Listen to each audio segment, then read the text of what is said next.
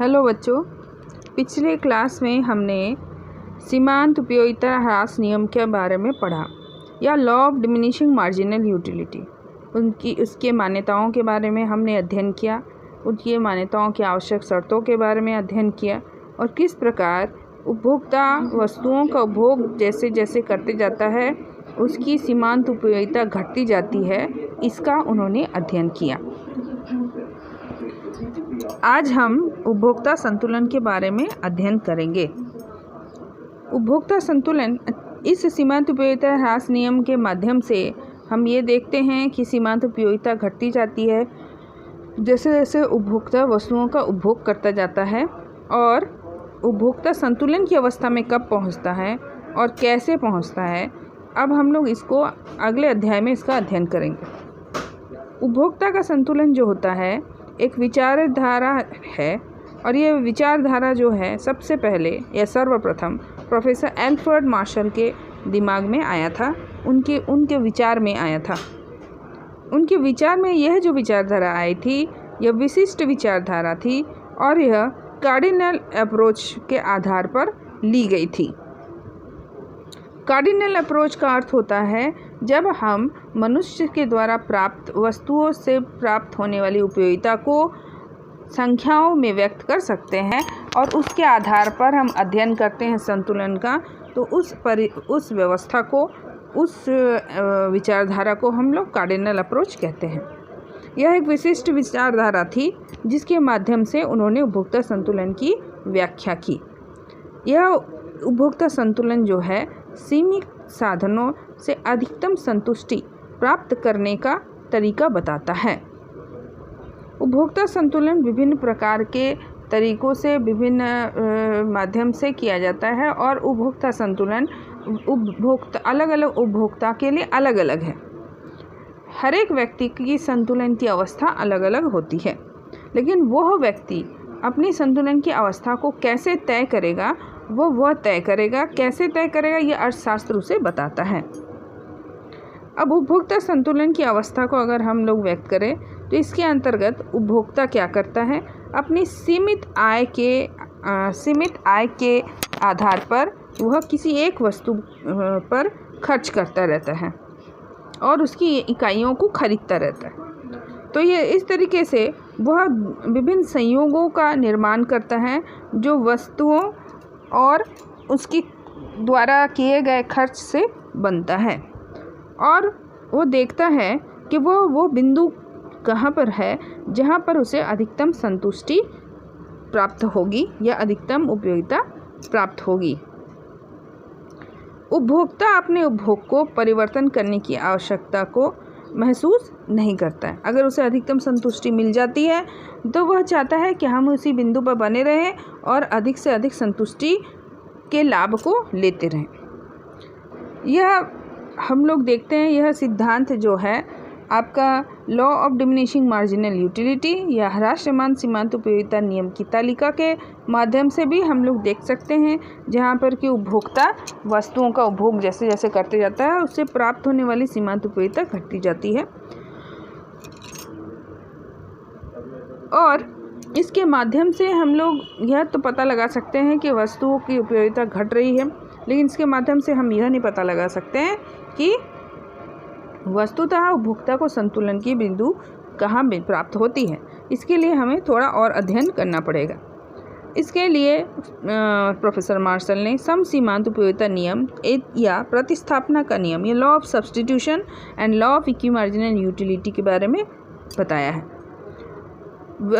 कोई भी व्यक्ति, अगर हम लोग law of diminishing marginal utility या ह्रासमान सीमांत उपयोगिता नियम के अनुसार से चलेंगे तो मार्शल के अनुसार से कोई भी व्यक्ति किसी एक वस्तु का उपभोग करेगा और वो संतुलन की अवस्था में कहाँ होगा, जहाँ पर कि उस वस्तु से मिलने वाली उपयोगिता मतलब सीमांत उपयोगिता भागा उस वस्तु को प्राप्त करने के लिए जो खर्च की गई मुद्रा की सीमांत उपयोगिता बराबर हो उस वस्तु की कीमत के। मतलब अगर कोई व्यक्ति किसी एक वस्तु पर अपना जो है तमाम खर्च करता है, सब खर्चा कर रहा है और उस वस्तु की इकाई को वो खरीदता जा रहा है और उसकी उपयोगिता को वो ले रहा है, तो वो उस वस्तु से सब अधिकतम संतुष्टि उस बिंदु पर प्राप्त करेगा जहाँ उस वस्तु से प्राप्त होने वाली सीमांत उपयोगिता और उस वस्तु को खरीदने के लिए खर्च की गई मुद्रा की सीमांत उपयोगिता का जो रेशियो है वो उस वस्तु की कीमत के बराबर होता है। अगर वो एक दूसरे के बराबर होता है तो उपभोक्ता उस बिंदु पर संतुलन की अवस्था में होता है।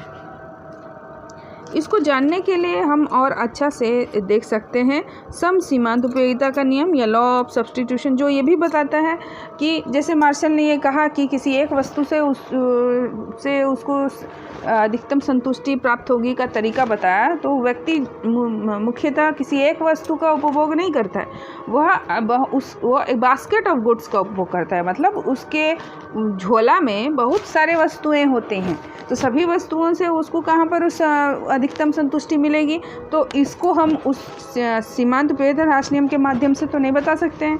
इसीलिए फिर मार्शल ने एक नया सिद्धांत का प्रतिपादन किया जिसे सम सीमांत उपयोगिता नियम कहते हैं। इस नियम के अनुसार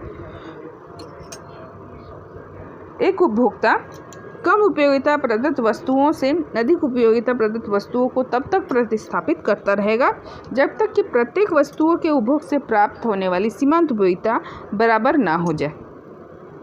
मतलब मुद्रा सीमांत उपयोगिता भागा प्रत्येक वस्तु की कीमत बराबर मुद्रा की सीमांत उपयोगिता। अगर इसको हम ऐसे देख सकते हैं, वस्तु की सीमांत उपयोगिता भागा उसकी कीमत और सब बराबर वस्तु की सब बराबर मुद्रा की सीमांत उपयोगिता। जिस प्रकार से हमने एक वस्तु में देखे, मान लेते हैं वस्तु x है तो होगा MUX बाय MUM बराबर प्राइस ऑफ XPX। ठीक है, ये एक वस्तु की अवस्था में है, और अगर हम एक से अधिक वस्तु को लेंगे तो इसमें हम लोग क्या होगा, ये चलाएगा आगे MUX बाय PX बराबर MUY बाय PY बराबर, मान लेते हैं कि 3 वस्तु x, y और z, तो MUX बाय PX बराबर MUY बाय PY बराबर MUZ बाय PZ बराबर MUM। M जो होगा वो मुद्रा की सीमांत उपयोगिता होगी। यहाँ MU क्या है, वस्तु x वस्तु की सीमांत उपयोगिता। अगर MUX है तो x वस्तु की सीमांत उपयोगिता है, PX है तो वो x का कीमत है, MUY है तो y वस्तु की सीमांत उपयोगिता है, PY है वो y का कीमत है, MUM जो है वो मुद्रा, M जो है वो मनी है, M स्टैंड फॉर मनी, तो मुद्रा की सीमांत उपयोगिता है। तो हम लोग देख लिए कि अगर एक वस्तु की स्थिति में होगा तो मार्शल कहता है कि MUX बाय MUM बराबर PX या MUX बाय PX बराबर MUM, बात बराबर हुआ। और अगर एक से अधिक वस्तु है तो हर एक का सीमांत उपयोगिता और उसकी कीमत का रेशियो बराबर मुद्रा की सीमांत उपयोगिता। मतलब कहने का मतलब है कि इस सिद्धांत ये कहता है कि एक उपभोक्ता तब तक प्रतिस्थापना करता रहेगा एक वस्तु को दूसरी वस्तु के जगह पे जब तक कि उसको सबका जो रेशियो है वो बराबर ना हो जाए मुद्रा की सीमांत उपयोगिता। इस सिद्धांत की भी कुछ मान्यताएं हैं, सम सीमांत उपयोगिता नियम की भी कुछ मान्यताएं हैं। मान्यता इस प्रकार की है कि सबसे पहले यह तर्कसंगत है, मतलब रैशनैलिटी है। उपभोक्ता संतुलन की अवधारणा को लागू करने के लिए सबसे जरूरी क्या है, सबसे आवश्यक क्या है कि उपभोक्ता एक तार्किक प्राणी हो, वो तर्क करे।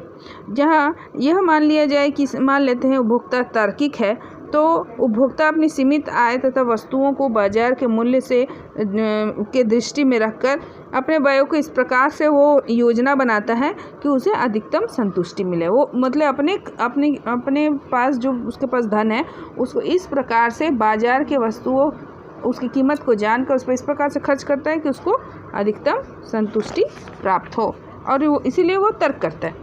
दूसरा क्या है, उपयोगिता की माप हो सकती है, यूटिलिटी कैन बी मेजर्ड।